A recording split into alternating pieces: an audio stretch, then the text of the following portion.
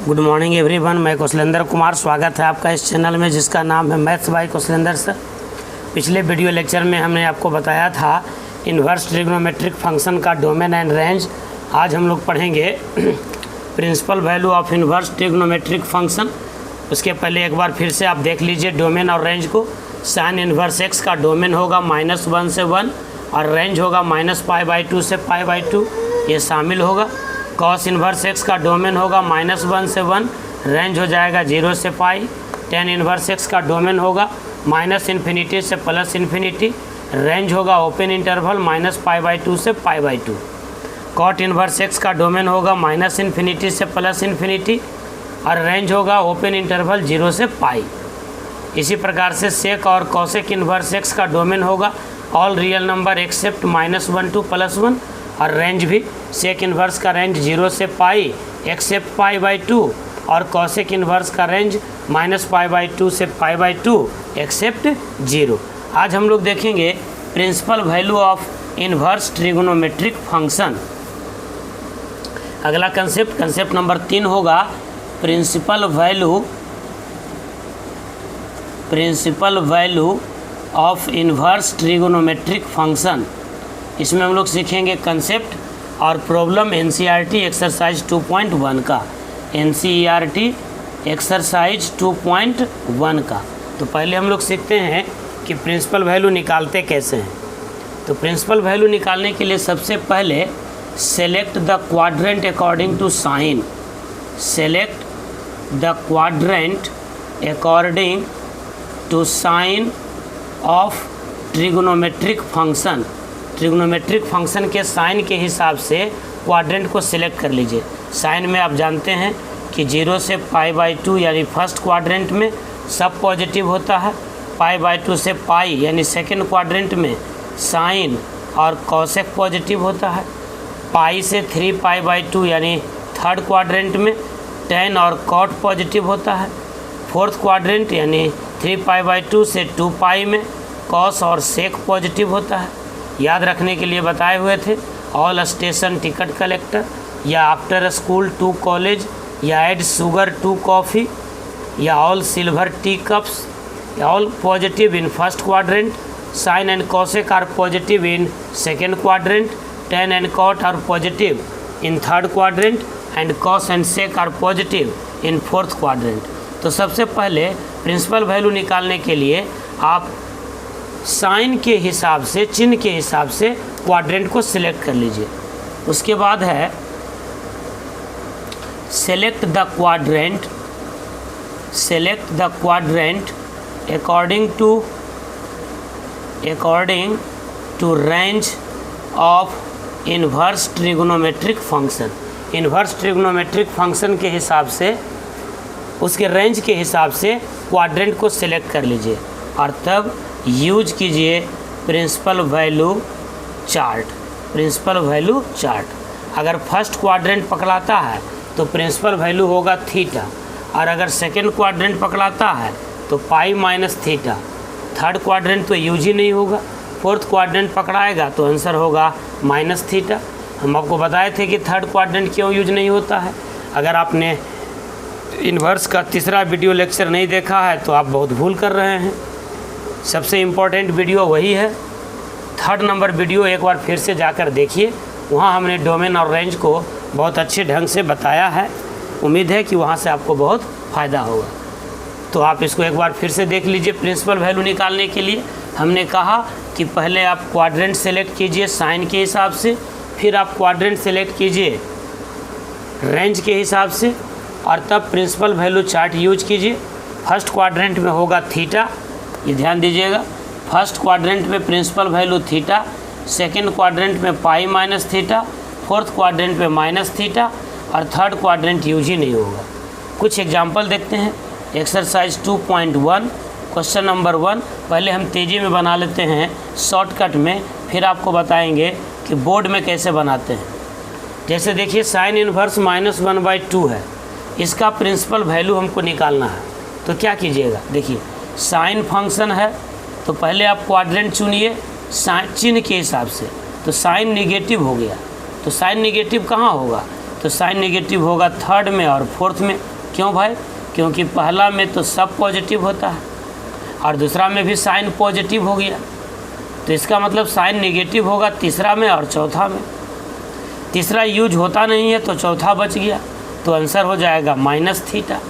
यानी minus theta का मतलब क्या हो गया? साइन में किसका वैल्यू होता है 1/2? तो साइन 30 डिग्री का वैल्यू होता है 1/2। 30 डिग्री को लिखते हैं π/6। 1/2 वैल्यू तो आपको याद ही होगा, वैल्यू याद नहीं है तो उसको भी याद कर लीजिए। 0 degree, 30 degree, 45 degree, 60 degree, 90 degree, इसको 0 मानिए। 1 2 3 4 सबको 4 से डिवाइड कर दीजिए, सबका स्क्वायर रूट निकाल लीजिए। जो वैल्यू मिलेगा वो साइन का होगा, ये 0, ये 1/2, ये 1/√2, ये √3/2, ये 1। कॉस का वैल्यू निकालना है तो रिवर्स कर दीजिए, कॉस का वैल्यू हो जाएगा 1, √3/2, 1/√2, 1/2 और 0। tan तो इसका रेशियो हो जाता है, साइन और कॉस का रेशियो हो जाता है tan। तो साइन और कॉस का रेशियो कैसे निकाल लेंगे? देखिए 0/1 0, 1/2 और √3/2 यानी 1/√3, ये √2 कट जाएगा, ये 2 कट जाएगा और ये अनडिफाइंड हो जाएगा। तो ये तो वैल्यू है, इसको भी एक बार आप देख लीजिएगा, ऐसे याद रहता ही है। चलिए दूसरा सवाल देखते हैं। दूसरा सवाल है सब एनसीईआरटी एक्सरसाइज 2.1 का है। क्वेश्चन नंबर 2 है कॉस इनवर्स √3/2। तो पहले आप देखिए कि कॉस पॉजिटिव कहाँ होगा, तो पहला में और चौथा में। ऑल स्टेशन टिकट कलेक्टर, पहला में सब पॉजिटिव इसलिए कॉस भी पॉजिटिव, और चौथा में कॉस और सेक पॉजिटिव। अब देखिए कॉस इनवर्स का रेंज, तो कॉस इनवर्स एक्स का रेंज होता है 0 से पाई, तो ये 0 हो गया, ये पाई हो गया। देखिए अभी दोनों कंडीशन को फॉलो करते हुए कौन सा क्वाड्रेंट आपको पकड़ाया? फर्स्ट क्वाड्रेंट, यानी साइन पॉजिटिव भी है और इसमें रेंज भी है, तो ये आंसर हो गया। फर्स्ट क्वाड्रेंट में आंसर क्या होता है? थीटा मतलब कॉस में किसका वैल्यू होता है? √3/2, तो 30 डिग्री यानी π/6। आंसर हो गया π/6। सेकेंडों में निकाल सकते हैं। चलिए तीसरा नंबर सवाल है आपका कॉसेक इनवर्स 2। कॉसेक इनवर्स 2, तो कॉसेक पॉजिटिव कहाँ होगा? पहला में और दूसरा में। कॉसेक इनवर्स एक्स का रेंज क्या होता है?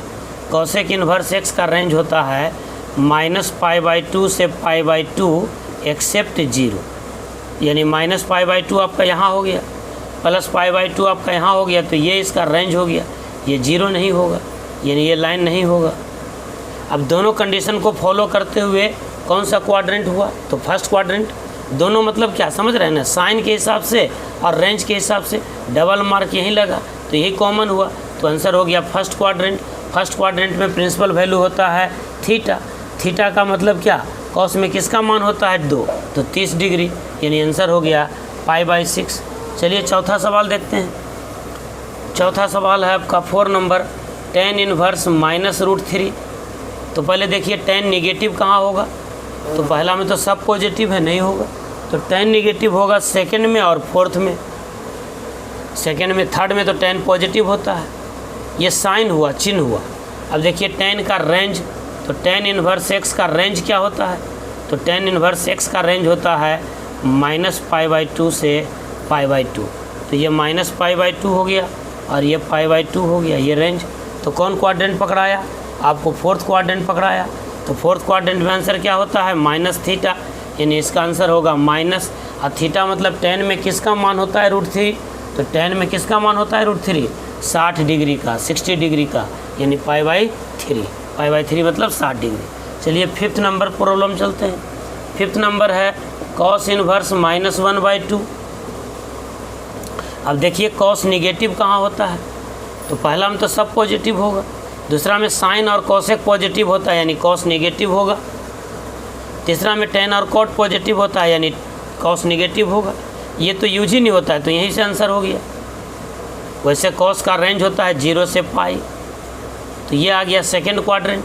तो सेकेंड क्वाड्रेंट में आंसर क्या होता है? π-θ, यानी π-θ मतलब कॉस में किसका वैल्यू होता है? 1/2, तो कॉस 60 डिग्री, 60 डिग्री मतलब π/3, तो पाई -π/3 यानी 2π/3 आपका ये आंसर हो गया, 2π/3।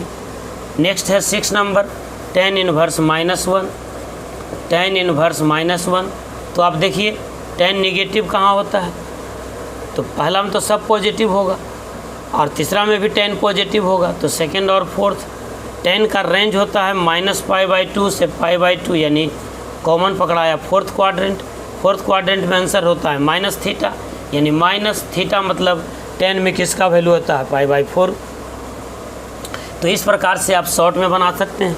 अब आपको बताते हैं कि अगर यही सब सवाल एग्ज़ाम में आ जाए तो कैसे बनाइएगा। वैसे ही सब जनरली ऑब्जेक्टिव में ही पूछा जाता है, लेकिन 2 नंबर में अगर पूछा जाए तो कैसे बनाइएगा। तो चलिए सवाल नंबर 7 से बताते हैं मेथड से। 1 से 6 तक भी मेथड से बनाइएगा। हमको निकालना है सेक इनवर्स 2/√3 का प्रिंसिपल वैल्यू।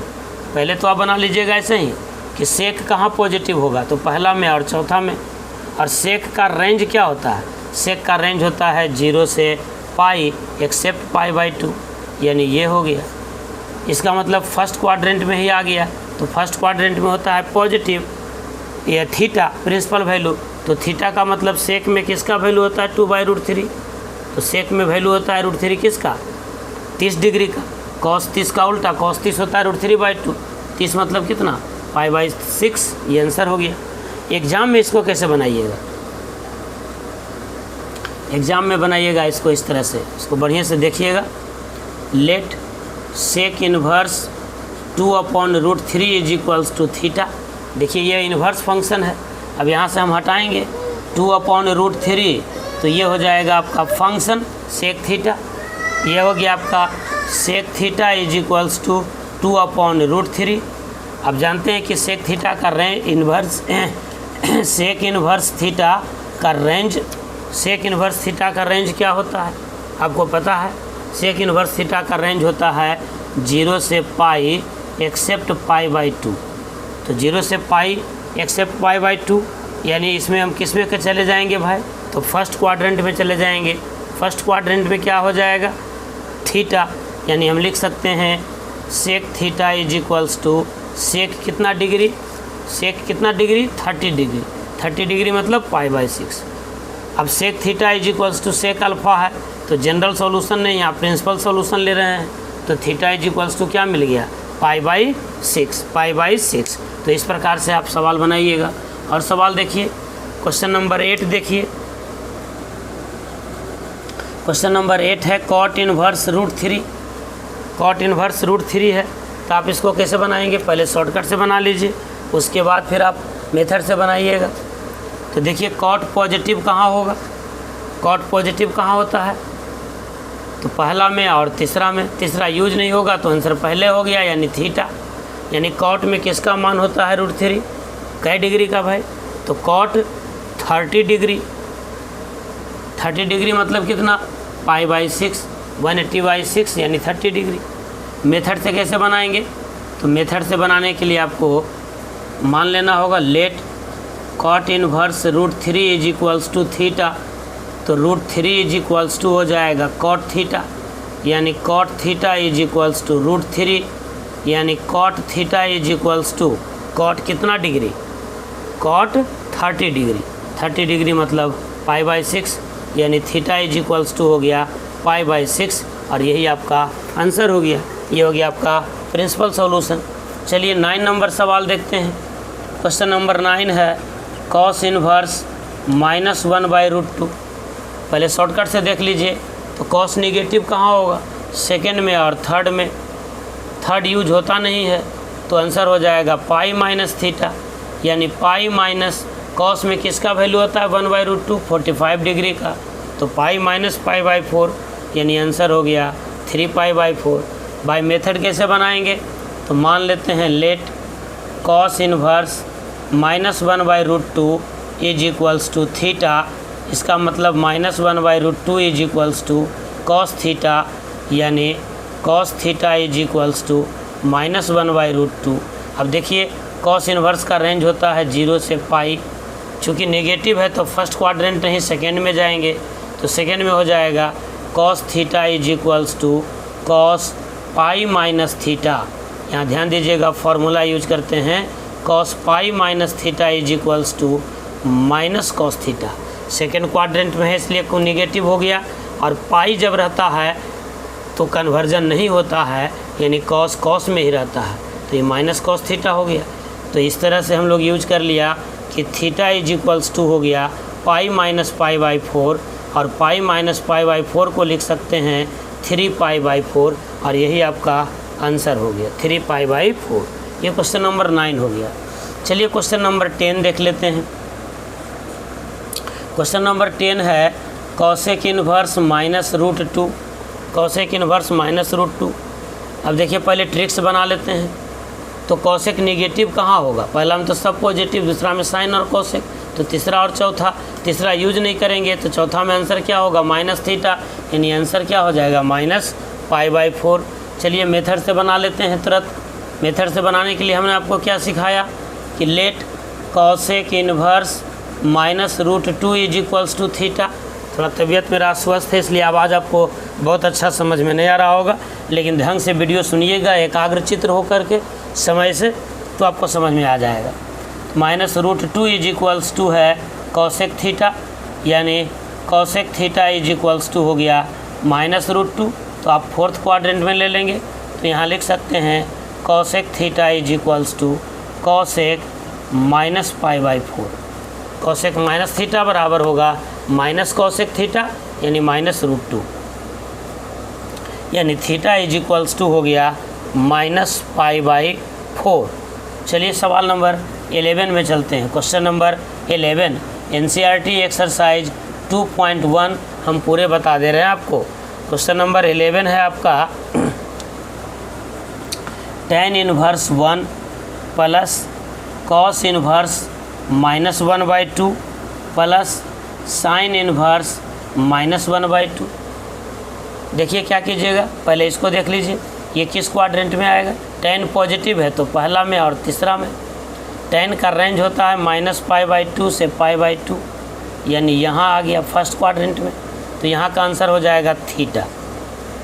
थीटा थीटा मतलब क्या, tan में वैल्यू 1 किसका होता है तो पाई बाई 4 का, तो ये वैल्यू हो गया आपका पाई बाई 4। अब यहाँ लिख दीजिएगा प्लस। अब इसको देखिए कॉस निगेटिव कहाँ होगा तो सेकंड में और थर्ड में, थर्ड यूज नहीं होगा तो सेकंड में क्या यूज होता है पाई माइनस थीटा, तो यहाँ होगा पाई माइनस थीटा।